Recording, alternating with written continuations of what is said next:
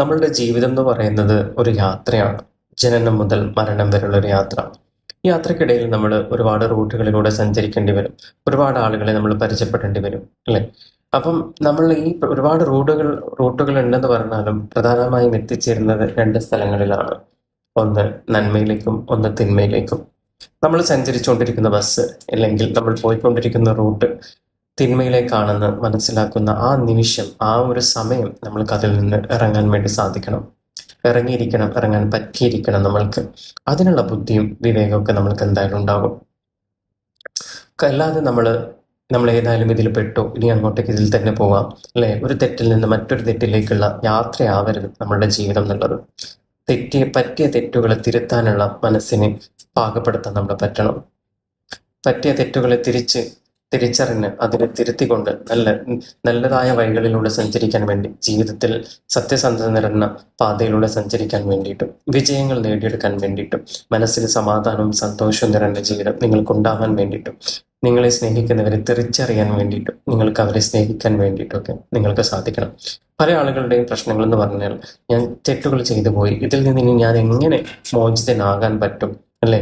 അതുകൊണ്ട് എല്ലാം മറച്ചു വെച്ച് തെറ്റുകളിൽ നിന്ന് തെറ്റുകളിലേക്കുള്ള യാത്രകൾ, കളവിൽ നിന്ന് കളവുകൾ പറഞ്ഞുകൊണ്ടുള്ള ദിവസങ്ങൾ. ആൾക്ക് പേടിയാണുള്ളിൽ. എൻ്റെ സമൂഹം എങ്ങനെ കാണും, എൻ്റെ ഫാമിലി എന്നെ എങ്ങനെ കാണും എന്നൊക്കെയുള്ളൊരു ടെൻഷനും പേടിയും ഇതൊക്കെ ഉണ്ടാവും.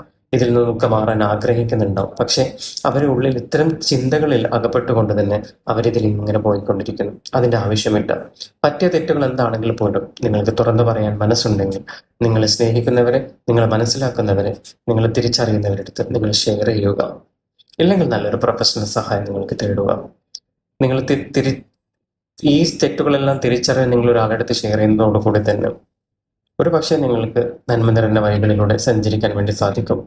ജീവിതത്തിൽ പച്ചയാർന്ന വഴികളിലൂടെ, സത്യത്തിൻ്റെ പാതയിലൂടെ നമ്മൾക്ക് മുന്നോട്ട് പോകാൻ വേണ്ടി സാധിക്കുന്നുള്ളതാണ്.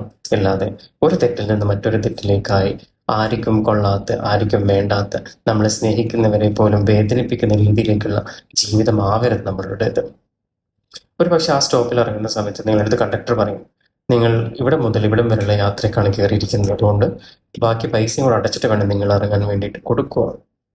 എന്നാലും നിങ്ങൾക്ക് നഷ്ടമില്ല. ഇനിയുള്ള ജീവിതമെങ്കിലും വളരെ മനോഹരമായി ജീവിക്കാൻ വേണ്ടി നിങ്ങൾക്ക് സാധിക്കും. അപ്പം ഞാൻ പറഞ്ഞു വരുന്നത്, ഇതുപോലെ ഒരുപാട് ആളുകൾ നന്നാവണം എന്ന് ആഗ്രഹിച്ചുകൊണ്ട് എന്നാൽ ഇതിൽ പെട്ടല്ലോ എന്ന് ഒരു അവസ്ഥയിൽ ജീവിക്കുന്നവരുണ്ട്.